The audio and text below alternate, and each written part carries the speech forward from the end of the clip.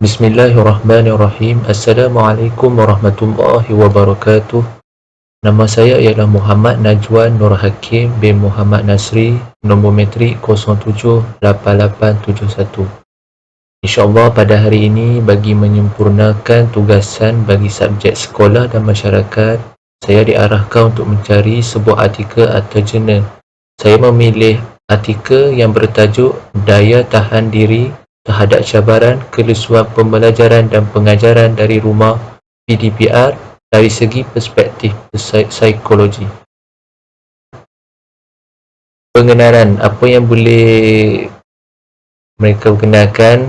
Pengenalan yang terdapat dalam artikel iaitu ia menceritakan berkenaan dengan penetapan setiap murid mendapat akses dan peluang pendidikan yang telah diwawakan dalam Pelan Pembangunan Pendidikan Malaysia iaitu dari 2013 hingga 2025 menjadi sumber utama kelangsungan sistem pembelajaran ketika seluruh institusi pendidikan negara mengalami cabaran ekoran penurunan wabak COVID-19. Dari sini mendapat kekangan sepanjang tempoh ini, KPM telah memperkenalkan inisiatif pembelajaran norma baharu iaitu model pengajaran dan pembelajaran di rumah iaitu PDPR. Kajian lalu oleh Alexander 2021 mendokumentkan masalah kelesuan pembelajaran dan pembelajaran di rumah mula melanda kebanyakan pelajar disebabkan pelbagai faktor luaran seperti penutupan sekolah dalam tempoh yang lama iaitu kekangan medium berpusatkan peranti sebagai alat komunikasi dan sistem pembelajaran kendiri yang sukar difahami. Apa yang boleh kita faham berkenaan dengan setiap perenggan dan pengenalan apabila datangnya sebuah penyakit iaitu ekoran penularan wabak COVID-19, KPM telah menetapkan pelbagai inisiatif dan pelbagai langkah-langkah iaitu memperkenalkan cara norma baharu iaitu pengajaran dan pembelajaran di rumah. Dari situ kita boleh memahami bahawasanya terdapat kekangan-kekangan yang melanda ketika pembelajaran dan pengajaran di rumah terhadap pelajar iaitu terdapat banyaklah dari segi emosional, dari segi emosi yang mengganggu pelajar-pelajar. Seterusnya, isu-isu dan cabaran kelesuan pembelajaran dan pengajaran di rumah iaitu yang pertama, kekurangan pengetahuan dan kemahiran guru dalam penggunaan teknologi pembelajaran juga mempengaruhi penglibatan pelajar secara negatif untuk mengikuti pembelajaran atas talian. Apa yang boleh kita faham iaitu cikgu-cikgu lah yang kebanyakan yang ni kita fokuskan pada cikgu-cikgu yang bukan pada generasi yang awal, pada generasi yang sekarang ni, generasi yang sebelum-sebelum ni. Mereka ni kurang berpengetahuan dan kurang mahir dalam menggunakan penggunaan teknologi seperti penggunaan laptop, tablet dan menggunakan aplikasi-aplikasi yang boleh menghubungkan pelajar dan guru dalam memberitahu sesuatu ilmu. Sebagai contohnya, guru-guru ni tidak mahirlah dalam menggunakan seperti Google Meet dalam menyampaikan, dalam membentangkan, dalam untuk menyampaikan suatu ilmu kepada pelajar-pelajar. Seterusnya, isu yang kedua iaitu antara ancaman penting dalam pembelajaran talian ialah kebergantungan sistem dengan bahan teknologi seperti alat peranti yang memerlukan pembiayaan kewangan untuk mewujudkan pusat atas sudut belajar di rumah. Ini yang paling utama masalah yang terjadi di antara pelajar-pelajar lah. Kebanyakannya pelajar-pelajar yang bawah pada B40 ia mengalami cabaran, dia memiliki kekangan disebabkan mereka ni tak mampu nak beli, tak mampu nak ada bahan-bahan teknologi ni untuk mendapatkan maklumat atau untuk menjadi satu alternatif untuk mencari maklumat. Itu yang paling utama sekarang ni yang masalah yang sering berlaku di kalangan pelajar. Seterusnya, menurut Lazarus dan Cohen pada tahun 1977, antara ejen penyebab tekanan ialah peralihan persekitaran biasa ke persekitaran lain. Dengan kata lain, kebiasaan pelajar mengalami interaksi fizikal di sekolah telah digantikan secara talian. Okey, apa yang boleh kita faham, persekitaran selalunya bila kita sebagai seorang pelajar, sebagai seorang student, kebanyakan bila kita menuntut ilmu, bila kita belajar, kita akan belajar secara bersemuka, iaitu kita menuntut ilmu secara depan-depan antara pelajar dan cikgu. Sekarang ni kita telah mengubah satu norma baru, iaitu belajar melalui online, yang menyebabkan satu norma baru yang tak biasa kita jalani. Itu yang menjadi ancaman atau menjadi masalah bagi antara pelajar dan guru. Seterusnya, penemuan dalam peneliti lalu yang memfokuskan 3 situasi kesukaran utama, iaitu penjejasan hubungan sosio-fizikal, kesan daripada penutupan sekolah, kekangan kemudahan peranti dan talian internet, dan kesukaran maksudnya perubahan daripada kaedah semuka kepada maya.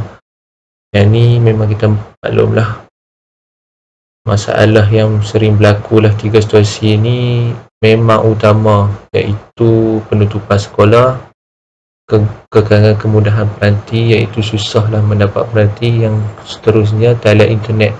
Talian internet ni bila kita tengok pelajar-pelajar yang duduk di pedalaman yang tak dapat kualiti internet yang baik, akan menjejaskanlah pembelajaran di rumah. Seterusnya, peranan daya tahan dalam pembelajaran PDPR. Okey, apa peranan daya tahan? Yang pertama iaitu pentingnya daya tahan dalam kehidupan, iaitu menguruskan tekanan emosi pembelajaran sendiri.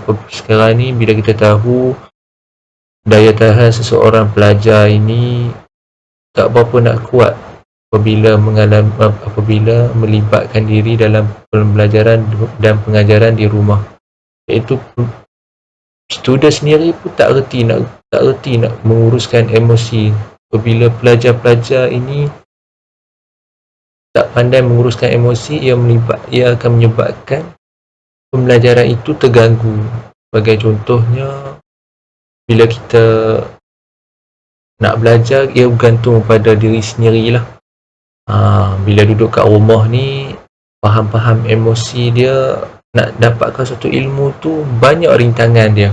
So sebagai seorang student, kita perlu kuat, kita perlu ada rasa tanggungjawab untuk mencari ilmu. Di situ ia perlu daya tahan yang sangat tinggi untuk orang kata menguatkan, untuk mengawal emosi yang berlaku sebagai seorang student. Seterusnya, memilih intervensi yang berimpak kepada kelangsungan pencapaian. Seterusnya, daya tahan ni juga mengembangkan kepercayaan diri untuk berhadapan pandemik COVID.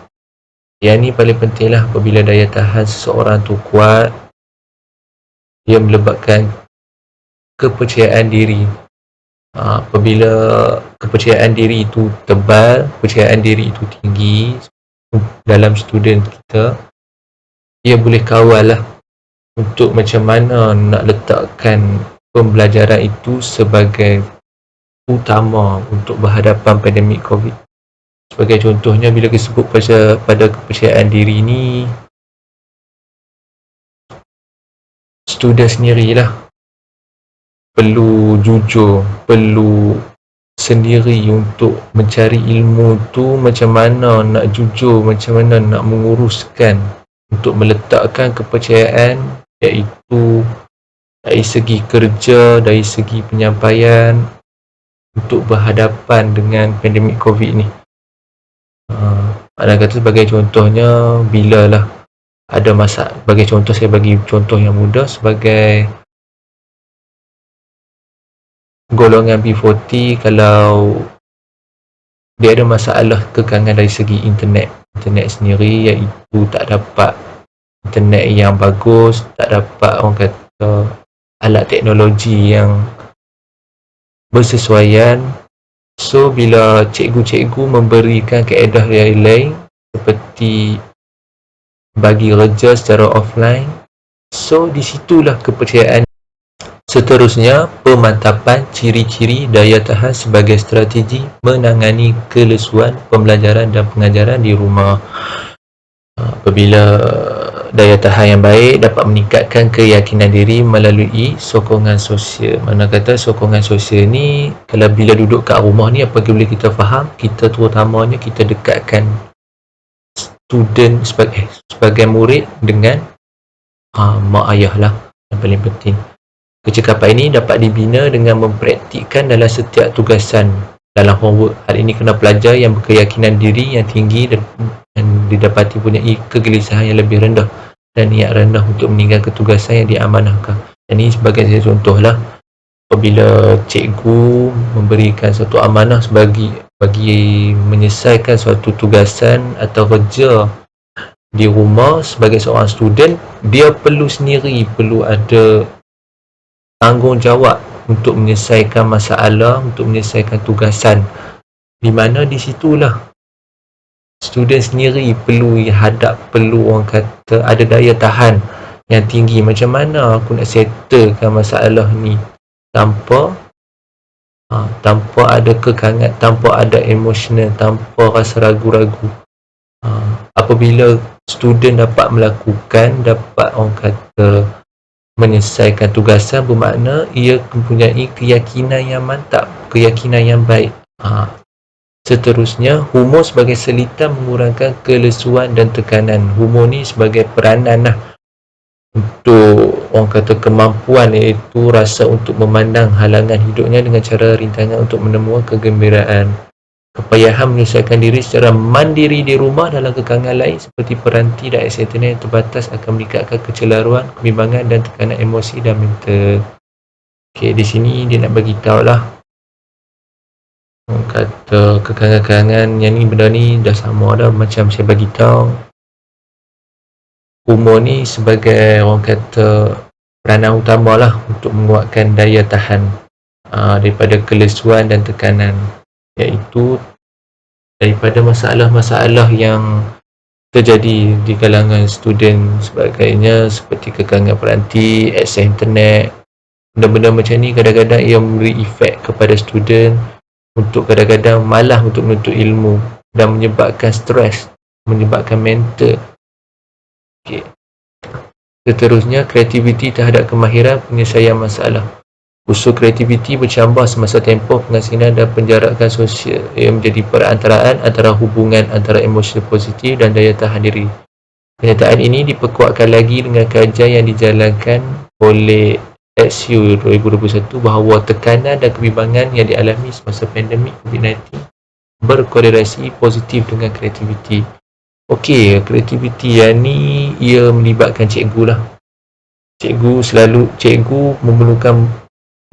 perlu memainkan peranan penting dalam untuk memberi kreativiti, tak bagi bosan kepada student-student, tak bagi rasa lesu, tak bagi rasa mengantuk dalam pembelajaran. So di sini guru-guru perlulah mempunyai kreativiti atau cara-cara untuk tak bagi bosan, banyakkan cara-cara mengajar, iaitu kadang-kadang kita boleh main, kita bagi contoh, kita boleh main game ke, dalam game pembelajaran tak bagi orang kata student mengantuk, kita bagi kuis, kita sembang-sembang, kita bagi buat lawak ke, berusulkan, tak bagi kerah, tak bagi orang kata student-student tu lesu ketika menuntut ilmu.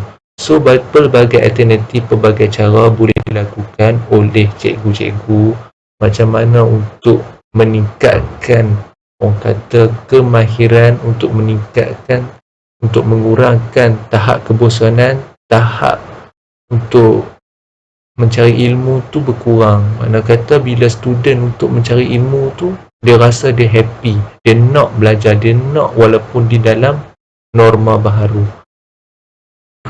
Seterusnya, apa boleh yang kita simpulkan dalam artikel ni, kelesuan dalam PDPR ni, iaitu pengajaran dan pembelajaran di rumah, mempunyai implikasi yang serius terhadap perkembangan, potensi pencapaian dan fungsi psikologi pelajar. Kajian-kajian lalu membuktikan sekiranya pelajar memiliki daya tahan diri, mereka berkecerunian dalam memanfaatkan karakter ketahanan kerana ianya dapat dipersetujui sebagai kemampuan mengharungi dan memiliki makna untuk meneruskan kehidupannya secara positif. Sangat jelas bahawa terdapat keperluan sokongan orang signifikan, iaitu seperti yang kita tahu, seperti guru dan ibu bapa, dalam menyokong pelajar memantapkan daya tahan diri melalui strategi berkesan sepanjang cabaran dan pengajaran. Apa yang boleh kita simpulkan dalam slide yang ni, guru dan ibu bapa lah perlu memainkan peranan yang penting bagi menyokong pelajar-pelajar dalam menuntutkan ilmu dalam cabaran iaitu PDPR, dalam kekangan wabak-wabak COVID-19 ni. So, di sini kita perlu bersedialah sebagai seorang guru dan ibu bapa, perlu beri sokongan yang mantap. Okay, sekian saja daripada saya. Itu saja daripada saya dalam membentangkan, dalam merungkaikan, dalam membincangkan berkenaan dengan satu artikel. Sekian daripada saya.